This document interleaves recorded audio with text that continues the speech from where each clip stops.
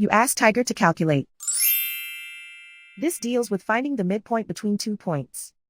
The midpoint between the 2 points is 3, -2.5. Let's solve it step by step. Plot the 2 points and calculate the midpoint using the formula. The coordinates of point 1 are x1 equals 92, y1 equals 13. The coordinates of point 2 are x2 equals -86, y2 equals -18. PM represents the midpoint of the 2 points.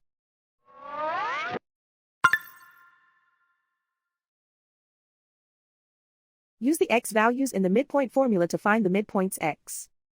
x1 equals 92.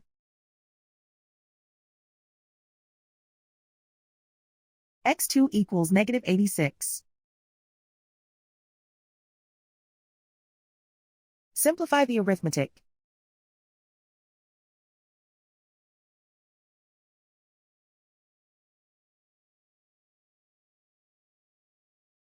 Use the y values in the midpoint formula to find the midpoints y.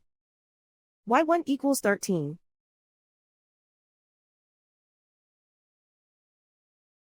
y2 equals -18. Simplify the arithmetic.